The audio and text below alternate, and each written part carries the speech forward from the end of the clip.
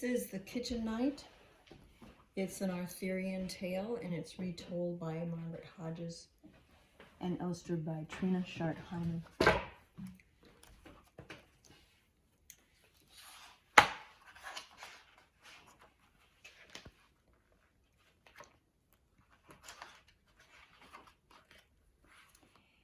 In the springtime, when the Round Table was in its glory, King Arthur always held a high feast. But before he sat down at the table, he liked to hear something new or some adventure. Once, when he was waiting to keep the feast at a seaside castle, he looked from a window and saw in the courtyard a tall young man riding a poor horse and followed by a dwarf. The young man dismounted, and the dwarf led the horse away. Then the stranger came into the hall. He was a goodly young fellow. His manner was friendly, modest, and mild. He was big, broad in the shoulders, and handsome, the very sort to bring news of some adventure. So Arthur made him welcome to the feast and sat down at the table with all his knights around him. "God bless you, King Arthur," said the young stranger, "and God bless the fellowship of the Round Table. I have come to ask you for 3 favors. Today I will ask for the first. Give me meat and drink for 1 year. At the end of the year, I will ask you my other 2 favors." "Granted," said Arthur, "for my heart tells me that you will prove to be a man of great worth. What is your name?" "I cannot tell you," said the youth. "A goodly young man like you does not know his own name," said the king, in jest. Then he told Sir Kay, his steward, to give the youth the best of meat and drink and all the other things that a lord's son should have. "There's no need for that expense," Kay said to himself. "A gentleman would have asked for a good horse and armor. This fellow is a peasant, as overgrown as a weed, and wanting nothing but meat and drink. He can work and eat in the kitchen. At the end of a year, he'll be as fat as a hog." Now Arthur's best knight, Sir Lancelot, was kind to the young man because of his own great gentleness and courtesy, while Sir Kay was always rude to the stranger. But the boy took his place in the kitchen and shared the work without complaint. When the kitchen lads competed in sports, the unknown youth was a winner. And when the knights jousted, he was always watching. So a year passed, and once again the king wished to hear of some adventure before he sat down at the springtime feast. Then there came a squire who said to the king, "Sir, you may sit down to eat, for here comes a lady with a strange adventure to tell." At once a proud lady came into the hall and said, "Sir, I have come to you because your knights are the noblest in the world. I ask one of them to help my sister, who is held prisoner in her castle." "What is her name?" asked the king, "and where does she dwell?" "I will not tell you," said the lady, "but the tyrant who holds her prisoner in her castle is Sir Ironside, the Red Knight of the Red Plain. He is evil and as strong as 7 men. Then the tall kitchen boy stepped forward and knelt before the king.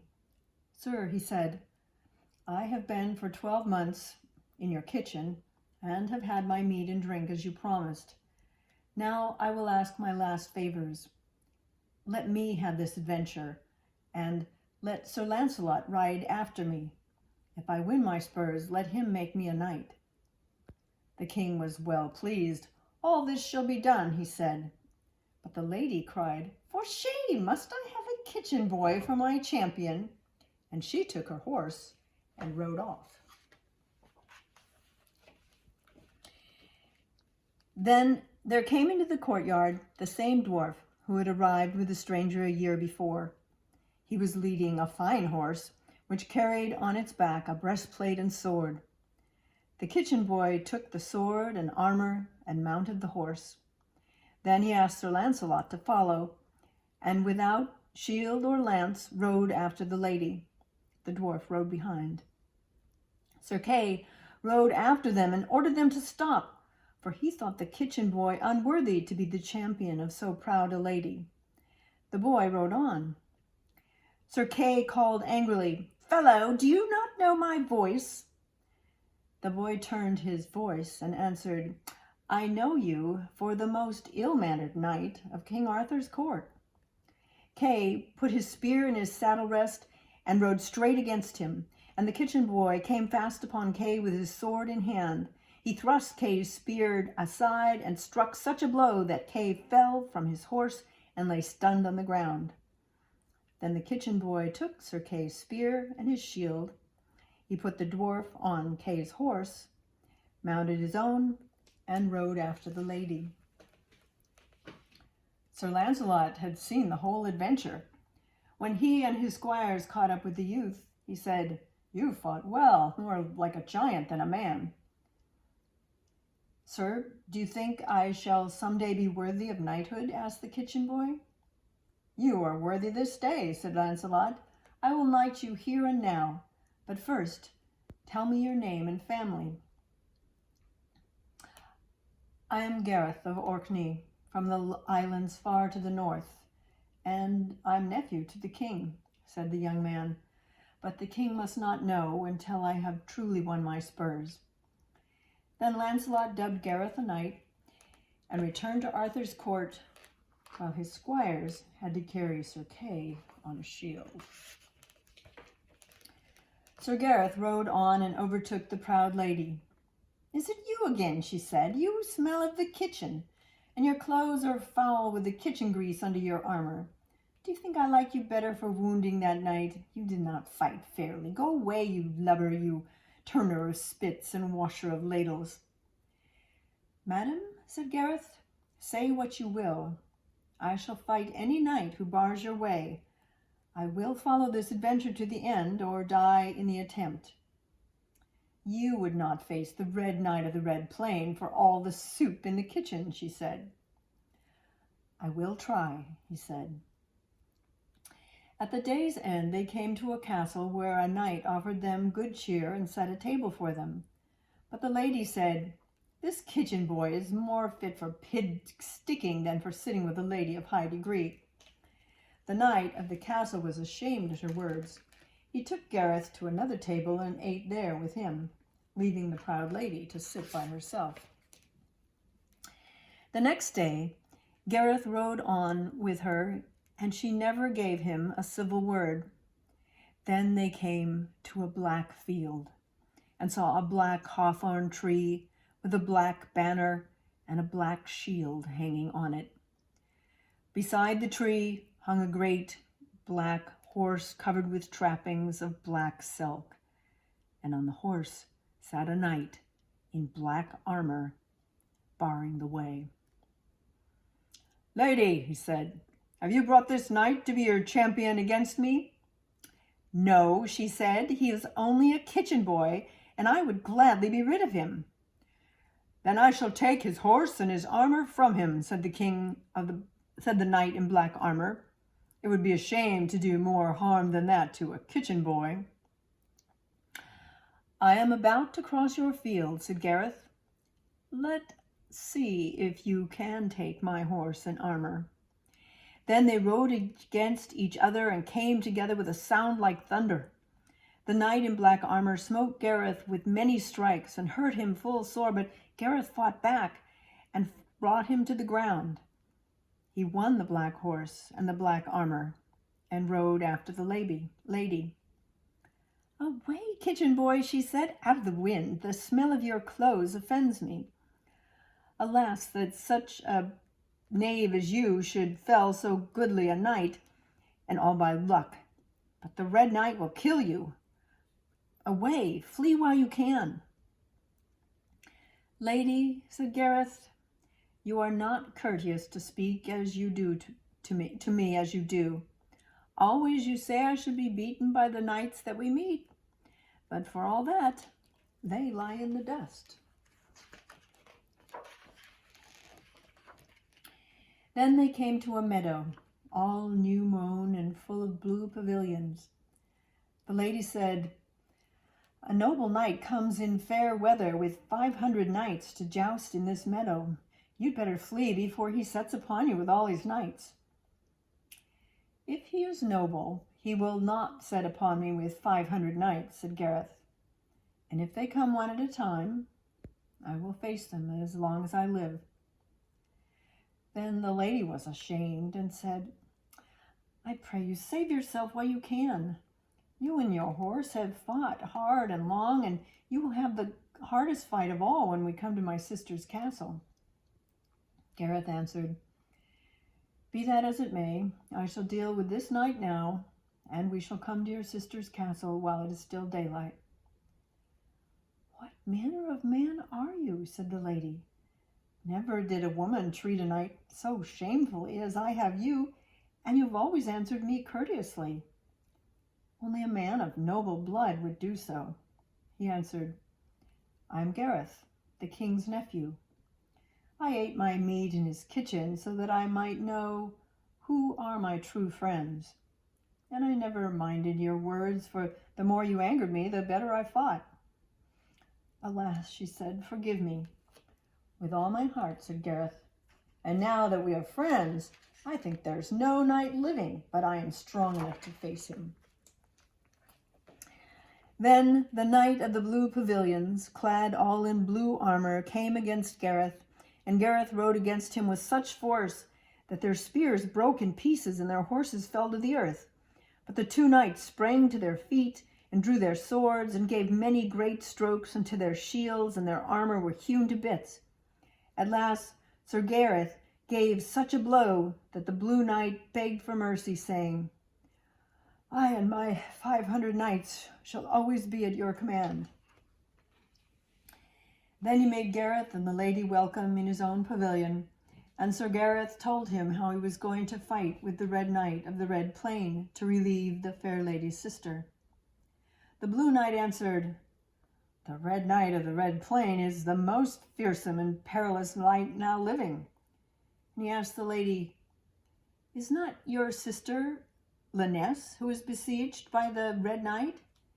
Is not your name Lynette?" "All this is true," she said. Then Gareth and Lynette rode on together until they came close to the Castle Perilous, and they saw that from the branch of a sycamore tree nearby hung a great ivory horn. "Fair sir," said Lynette, "if any knight blows this horn, the Red Knight will come to do battle. His strength increases until midday, so do not blow the horn before high noon." "I will fight him at his strongest," said Sir Gareth, and he blew the horn so eagerly that the Castle Perilous rang from the sound, and those within looked over the walls and out the windows. Then the Red Knight armed himself, and all was blood red, his armor, spear, and shield, and he rode to a little valley close by the castle, so that all within and without might see the battle. Lynette pointed to a far window in a tower of the castle and said, "Yonder is my sister Lynette."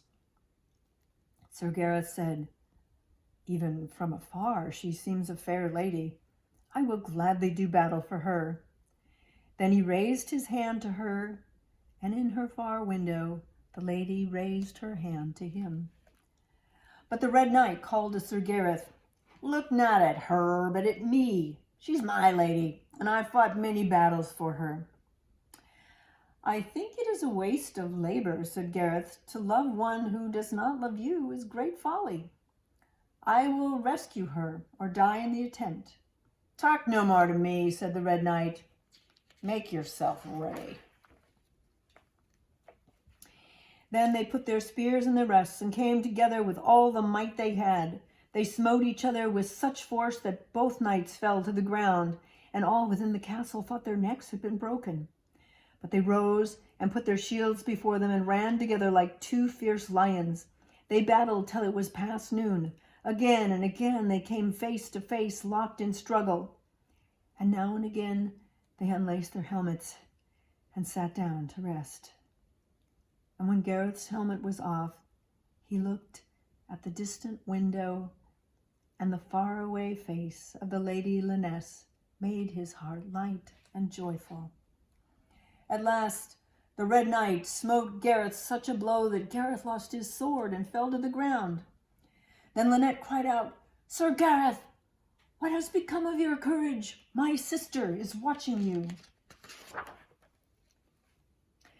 When Gareth heard that, he leaped to his feet and picked up his sword. He struck the sword from the Red Knight's hand and smote him on the helmet so that he fell, and Gareth pinned him to the earth.